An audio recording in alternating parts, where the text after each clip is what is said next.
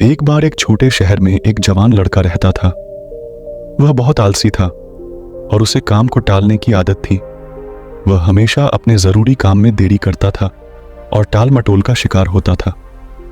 परिणाम स्वरूप वह अपने दोस्तों और सहपाठियों की तुलना में पढ़ाई और जीवन के अन्य क्षेत्रों में पिछड़ रहा था।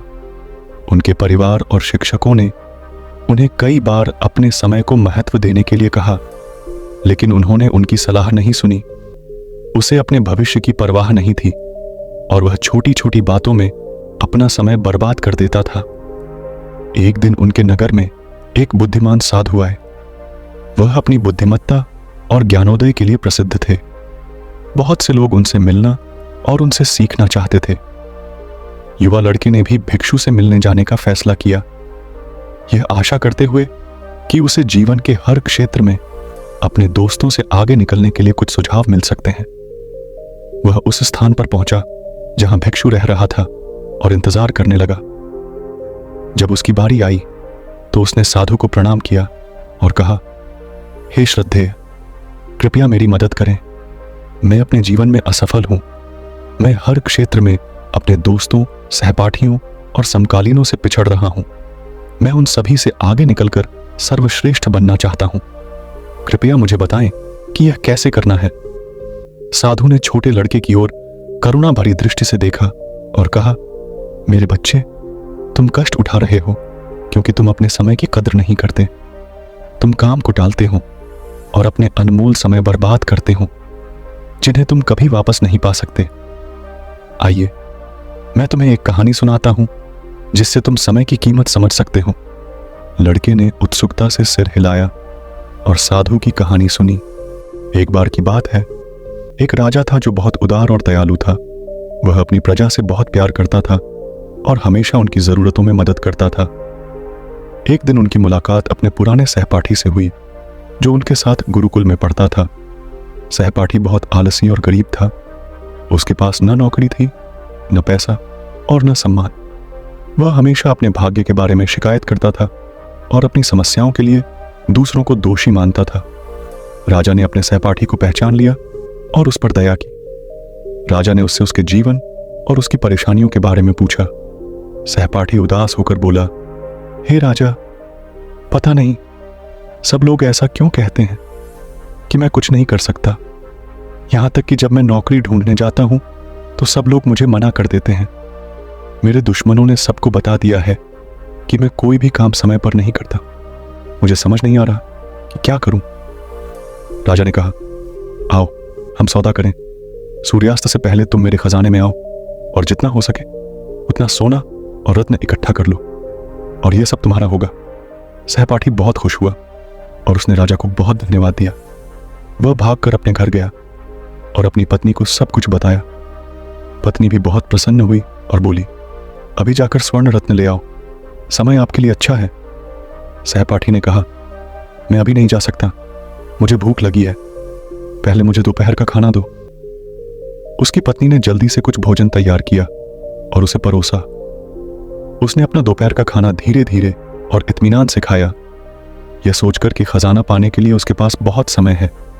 दोपहर का भोजन खत्म करने के बाद उन्हें नींद आने लगी और उन्होंने कहा, मुझे एक झपकी ले लेनी चाहिए, मैं जागकर खजाने में जाऊंगा। वह अपने बिस्तर पर लेट गया और अपनी आंखें बंद कर ली। उसने सोचा कि वह थोड़ी देर सोएगा, लेकिन वह 2 घंटे सो गया। जब वह उठा तो देखा दोपहर हो गई थी। उसने कुछ थैलियां उठाई और राजा के खजाने की ओर चल दिया। रास्ते में सूर्य तेज चमक रहा था और उसे गर्मी लग रही थी। उसने सोचा, मुझे एक पेड़ के नीचे थोड़ा आराम करना चाहिए और फिर आगे बढ़ना चाहिए। वह आराम करने के लिए एक पेड़ के नीचे बैठ गया। हल्की हवा चल रही थी और मौसम सुहावना था। जैसे ही वह आराम करने बैठा, वह फिर से सो गया। वह अगले 4 घंटे तक सोता रहा। जब वह उठा तो उसने देखा कि शाम होने वाली थी और सूरज डूबने वाला था। वह झट से उठा और महल की ओर भागने लगा। कुछ समय बाद वह अंततः महल में पहुंच गया, लेकिन तब तक बहुत देर हो चुकी थी। सूरज डूब चुका था और महल के द्वार बंद कर दिए गए थे। इससे पहले कि वह वहां पहुंच पाता, आलसी आदमी वहीं निराश खड़ा था। उसने अमीर बनने का मौका गंवा दिया क्योंकि उसने अपने समय को महत्व नहीं दिया। भिक्षु ने कहानी समाप्त की और उस जवान लड़का की तरफ देखा। लड़का अवाक था। उसे अपनी गलती का एहसास हुआ और वह शर्मिंदा हुआ। उन्होंने भिक्षु को उनके मार्गदर्शन के लिए धन्यवाद दिया और अपने तरीके बदलने के लिए प्रणाम किया। वह समझ गया कि समय कीमती है और इसे बर्बाद नहीं करना चाहिए। वह अपने घर वापस चला गया और अपने लक्ष्यों पर कड़ी मेहनत करना शुरू कर दिया। उसने टालना बंद कर दिया। वह अपने दोस्तों और परिवार के बीच अधिक खुश और अधिक सम्मानित हो गया। यदि हम अपने जीवन में देखें तो पाएंगे कि समय सोने के समान है।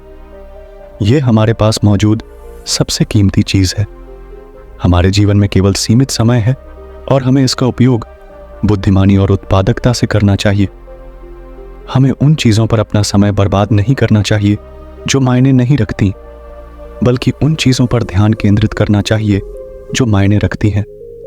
हमें अपने कार्यों में देरी नहीं करनी चाहिए, बल्कि उन्हें समय पर और गुणवत्ता के साथ करना चाहिए। एक प्रसिद्ध कहावत है, यदि आप अपने समय की कद्र करते हैं तो समय आपकी कद्र करेगा, लेकिन यदि आप अपना समय बर्बाद करते हैं तो समय आपकी पूरी जिंदगी बर्बाद कर देगा। हम अपने समय का बुद्धिमानी से उपयोग करके जीवन में कुछ भी हासिल कर सकते हैं, लेकिन अगर हम अपना समय बर्बाद करते हैं तो हम अपने अवसर खो देंगे और बाद में पछताएंगे। 1 मिनट की कीमत उस यात्री से जाने जिसकी ट्रेन 8 मिनट से छूट गई हो, और 1 वर्ष का मूल्य उस छात्र से सीखें जो अपनी वार्षिक परीक्षा में असफल हो गया। जो लोग अपने समय को महत्व देते हैं वे अपने जीवन में कुछ भी हासिल कर सकते हैं, लेकिन जो लोग अपने समय की कद्र नहीं करते वे अपने जीवन में असफल हो जाते हैं। अगर आप अपने जीवन में कुछ करना चाहते हैं तो कभी भी आलस्य न करें और अपने काम को टालें नहीं, अन्यथा एक दिन तुम्हें भी उस आलसी आदमी की तरह पछताना पड़ेगा जो सूर्यास्त से पहले महल तक नहीं पहुंच सका। इसलिए हमेशा अपने समय को बुद्धिमानी से उपयोग करें। अपने परिवार और दोस्तों के साथ छोटे छोटे पलों का आनंद लें। ऐसा करने से आप न केवल अपने लक्ष्यों और सपनों को प्राप्त करेंगे, बल्कि एक पूर्ण और संतुष्ट जीवन भी जी सकेंगे।